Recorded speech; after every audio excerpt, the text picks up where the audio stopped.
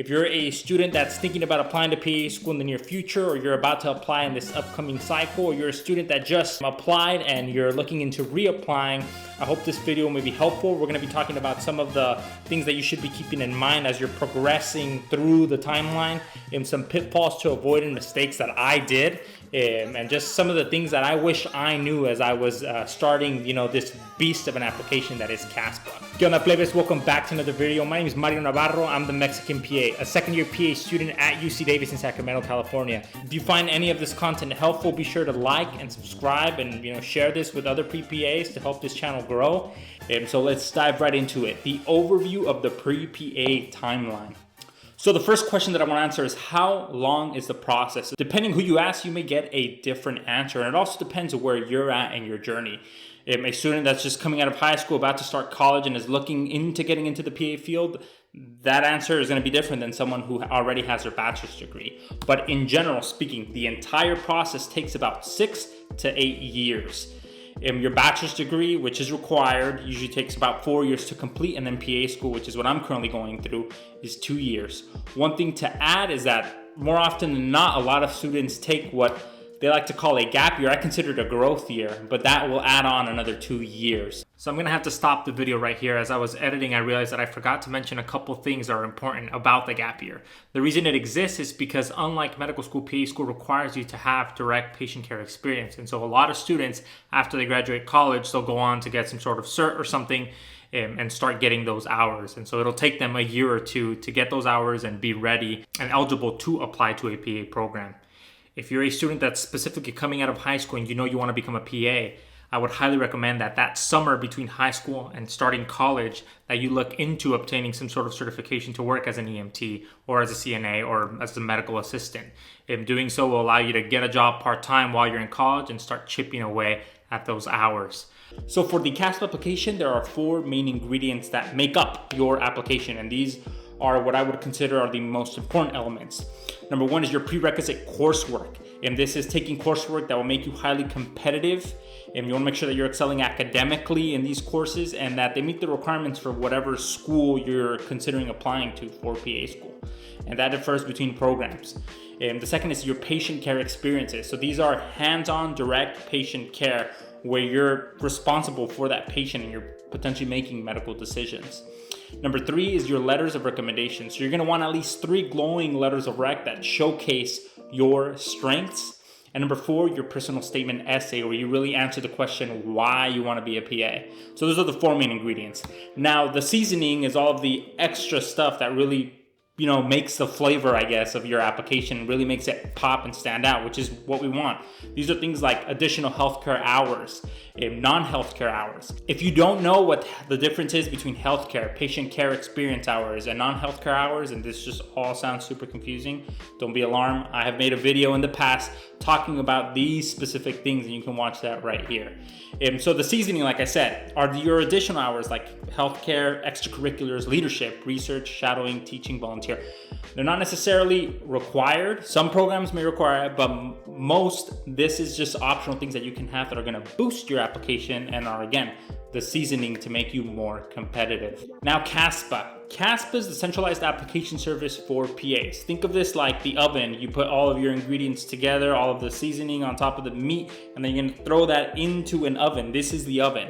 And this is where you submit your application, and PA schools will go onto this website and kind of just, see your application and see if you're worthy of getting an interview, which you are, especially if you're looking at this video. It means that you're taking this process seriously, so kudos to you.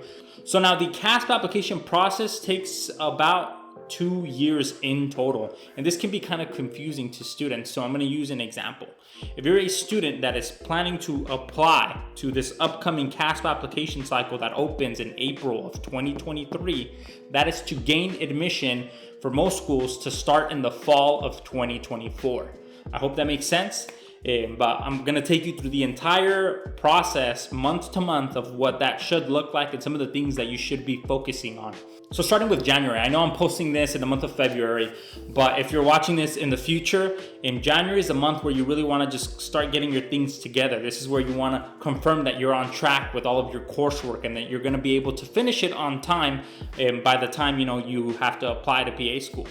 Second is you want to continue getting those hours. If you're working as an EMT, a CNA, an MA, don't stop. Keep going, get those hours. Number 3, you're going to want to finalize the list of people that are going to potentially write a letter of recommendation. And number 4, you're going to want to finalize the list of PA schools and deadlines that each PA school may have because they differ. And so double check these deadlines on the CASPA FAQ page, which I'm going to show an example of right now, and on each individual program's website, because sometimes they can change and it may not be reflected on CASPA. So CASPA has this kind of FAQ page called the CASPA Applicant Help Center, which you can see up here. Regarding program deadlines, they actually have a really nice graphic kind of list of all of the schools that are available to apply to and what their specific application closing date is. And so you're gonna wanna check this out and make sure that the schools that you're interested that you confirm when the application will close. So we talked about January. So now let's talk about February. In February, this month, you're gonna start to ask your letter of recommendation writers to start writing. You're gonna want them to start writing that first draft and instruct them to hold on to that draft until April when CASPA opens up. At that time, you'll enter the email in CASPA, for that writer, and they'll get a link from CASPA to officially submit the, letter on their behalf. I want to make this super clear. You do not submit your own letter of rec. They do it on your behalf. But in February, we're asking them to, start writing it because it takes some time, especially if they're a very busy professor or doctor. It can take a couple of weeks to, get the ball rolling. And second is you're going to want to consider taking the GRE or any other standardized test that the school that you're considering applying to may require. So things like the GRE, the PA CAT. I don't know any schools that are requiring this, but this is kind of like the MCAT for PA school. They're going to try to roll this out soon. It sucks, I know. There's also something called the CASPA. Some schools require it too, and this is just kind of like a personality test to make sure that you're not like a psychopath or anything. Definitely do your research and make sure that you're meeting all of the requirements, especially for standardized testing for whatever program you're considering. So now let's talk about March. In March, you're gonna want to start to draft your personal statement essay. And so typically you'll want to check on CASPA what the prompt is, but it's mainly along the lines of like, why do you want to become a PA? And so this is the time to really tell your story about how you heard about the profession and what, brought you to this point to apply and why you want to be a PA. I definitely recommend you give yourself plenty of time to be able to, make a first draft, revise it, and draft it over and over and over again until you get, a final polished copy.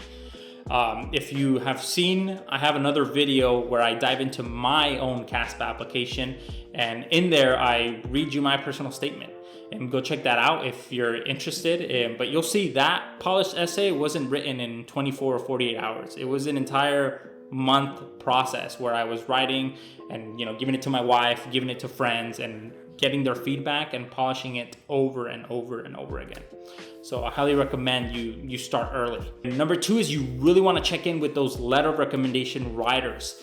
In March, you just want to send an email, be like, hey, is everything going well? Like, do you have any issues with writing? Or you may also find out that letter of recommendation writer can't write for you, and so you may have to scramble to find someone else. And so it's always good to have a backup. I know when I applied, I actually had this situation happen, and thankfully I did have a backup, and I had to reach out to this guy who was my EMS supervisor and ask him, hey, can you fill in and write this letter of rec for me? All right. April's the time when CASPA opens up. It typically opens up in late April. This year, at the time of posting in 2023, CASPA is scheduled to open up on April 27th.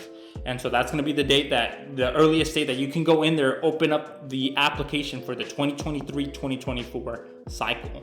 So just mark that date on your calendar, because that's when you can dive in there and really start, going to town with everything and all the sections that you're going to want to fill out. One thing to keep in mind is that each school has a different application deadline date. This is when the application is due and you need to have it done.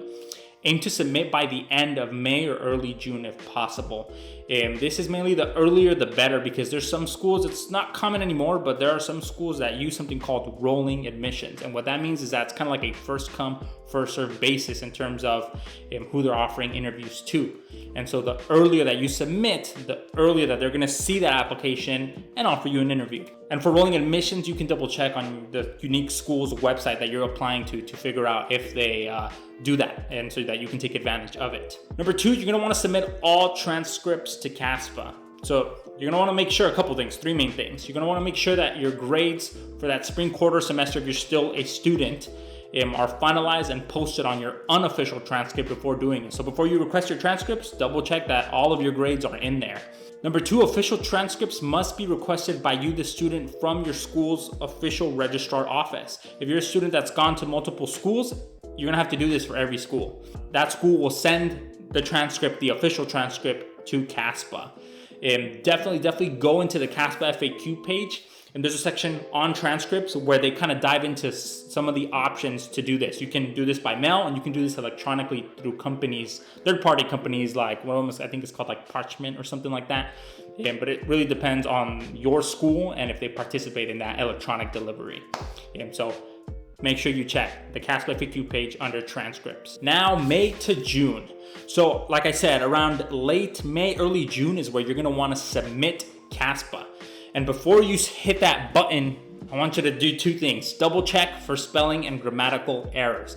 Triple check for spelling and grammatical errors. And also double check that your hours are correct. You don't want to be doing things like double dipping hours from things that you did as a volunteer and things that you did, at work. You definitely don't want to do that. That's a big red flag. And so you want to just make sure all those hours are looking squeaky clean.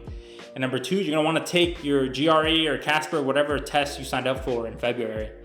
And now one of the things that I want to highlight after you hit submit, there's a couple application statuses that I actually wasn't aware of until I went through this process. There's 4 main phases for the CASPA application status. Number 1 is submitted. So this means that all sections are complete on your application, and after you hit submit, you cannot change your entries. So this happens as soon as you hit submit, your application is submitted. From there, within about 48 hours, it will turn into received or awaiting material status. And so if CASPA is waiting for transcripts or letters of rec to be submitted, your application will be placed in that awaiting material status, and it won't be marked as completed, which is the next phase.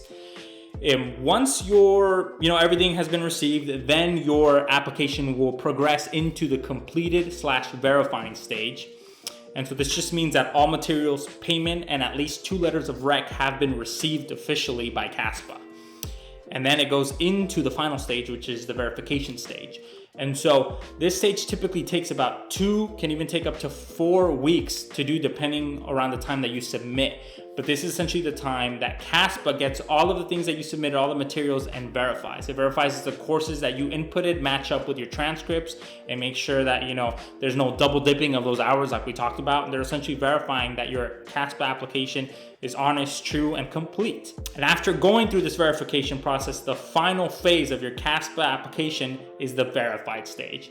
And so this is the point where essentially everything has been confirmed, you're all green and ready to go. And also, if you open up your application, you'll be able to see the official CASPA GPA, which is calculated and released after verification. Great, so now that we got this out of the way, I want to go back to the CASPA FAQ page, and specifically the section on the program deadline requirements. So if you'll notice here, and I'll just read it, deadlines are determined by each participating program, not CASPA. In addition to determining deadlines, each participating program sets requirements for those deadlines. And that's what these kind of colors essentially mean. Use the color coding to determine your program's requirements. So blue means that your application must be submitted. So what that means, if we go back to this chart, is that a school that is blue is essentially saying like, yeah, you can apply to us as long as your application is submitted. We'll accept it. If we go back to orange means that application, payment, transcripts, and at least 2 letters of rec must be received by that deadline. This means that you must be in this 3rd section here. Everything must be completed but not verified. And then for this final deadline, the green deadline, this means that your application must be verified by that school's due date. And so everything must be complete and verified by CASPA.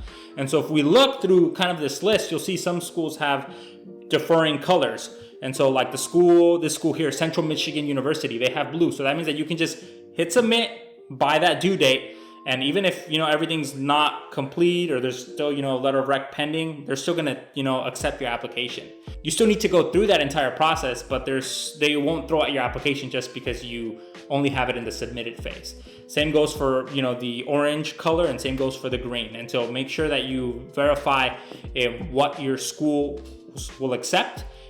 But just to play it safe, I would try to have everything verified as early as possible, just to prevent any of these headaches of applying to a school that actually required you to be completely verified, and you end up finding out that they're not going to accept it because you only are in the submitted phase. And so now going back to our timeline, between June and August is where it's kind of a waiting game. You're kind of waiting to see if you get any interview invites or if you get any supplementals. And so supplementals are like an additional application or essay questions that each individual school will ask you to complete, and they'll typically email you directly.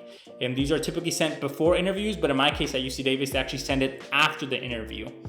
And then for interview invites, around this time, you'll also start getting those interviews. And what you want to be doing during this time is you want to start practicing your interview skills, and you want to reach out to local PA programs or PA clubs that might be offering free mock interview sessions. You by no means have to pay for these expensive, sessions.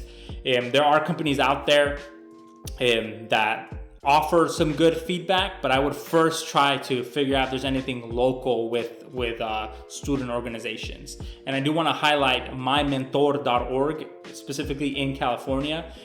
We're actually planning right now our annual free mock PA interview that will be taking place sometime this summer. So definitely keep an eye out for that. But the main, I think, tip that I have for preparing for interviews is really hone in on your ability to tell a story, because anyone can answer a question about like, oh, why do you want to be a PA, or what are your 3 strengths, or what is your greatest weakness. Anyone can do that, but what's going to set you apart is you really honing in your ability to tell a story and tell it in a manner that answers the question. And that'll really make you stick out. And again, kind of like a personal statement, we want to show, not just tell what we did. We want to show it through stories that make us memorable and make us, stand out from, everyone else. And now from August until probably the following year of the application cycle, you're still going to be doing this. You're still going to be receiving supplementals, completing them, and again, practicing your interviews. This process can take anywhere from, that initial summer that you're applying to the following year.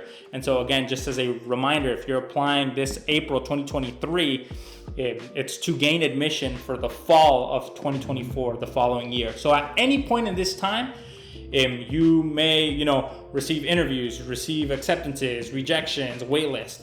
And so during this season, you want to continue to hone in your interview skills, and very important, you want to continue to get hours, continue to take classes, continue to make yourself a competitive applicant.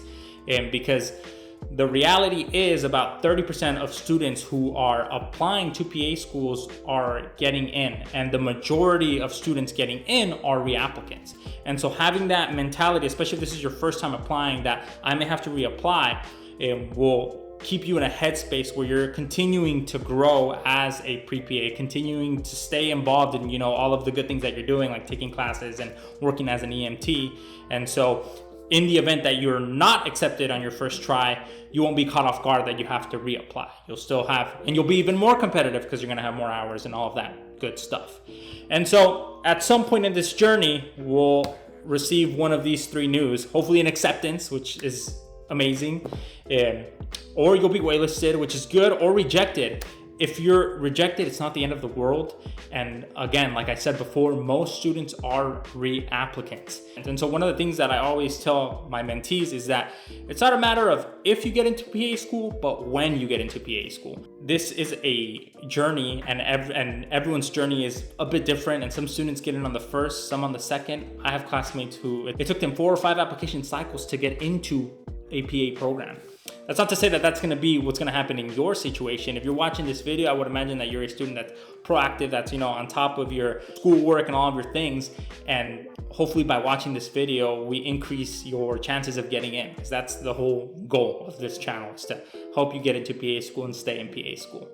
And so before I kind of wrap up, I want to leave you guys with some of the pitfalls to avoid, some of the mistakes that I made or other students made, just to kind of keep these in the back of your head as you're working through CASPA. Number one, transcripts. CASPA does not request transcripts on your behalf. You have to do it yourself. Same about transcripts. When CASPA opens up, manually input your coursework, your grades yourself. It'll be tempting to pay for that service that CASPA offers. I think it's like $69 or $70 something for them to do it for you, but I highly caution against this. I have a close friend of mine who actually did this while he was applying, and after paying for this service, he actually found errors in the grades that were put in automatically.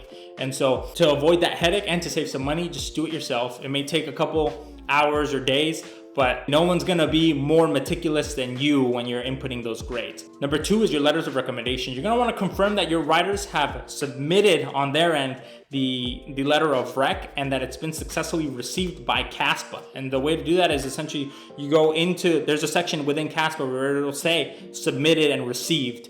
And you wanna make sure you confirm that for every letter of rec that you've requested before you hit submit. Now submitting.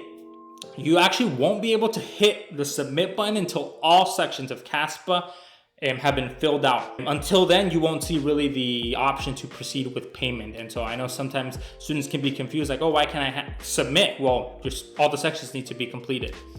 Number four, your verification time. Make sure that you submit CASPA at least 3 to 4 weeks before your first program deadline. And so like I said before, verify those deadlines. And if they have that green color for the date, that means that your application needs to be verified before their deadline, before that date. And so make sure that you give yourself ample time to receive that, verification status. Number five is CASPA updates. So once you submit initially, you cannot change what you wrote. There's like no going in and deleting something. You can go in and add to your application. And so for some programs that have, later due dates and they don't have rolling admissions, I would recommend you kind of, wait a little bit to update, your hours, or, if you're getting an additional shadowing experience, I would maybe recommend that you wait to have that information in there and updated before you hit the submit button. Now, one word of caution, one of the mistakes that I made is that when you're going in there after submitting, when you're going in there to update your CASPA application, and you go in there and write something and you hit the save button, those updates and those little things that you just type stay on there permanently. So any changes, any updates that you make, you can't delete that. And so if you'll notice, if you watch my CASPA video, again, I'll attach it here, there's a section where I kind of just put like XXXX, like just a filler word for a certain section that I was like, oh, I'm gonna come back to this and fill it out later. Well, there was no coming back to it. Once I hit the save button, it saved permanently. And so I actually had to make a double entry where I cleared up and said, in lieu of these little characters that I put, and this is actually what I did. And so don't make that mistake. I hope that makes sense. And number six, vamos, is the program deadlines. Again, double check deadlines. They differ for every program and they change. They may change from year to year. I know when I applied to UC Davis, the deadline was like late July, early August, and now I believe it's sometime in September.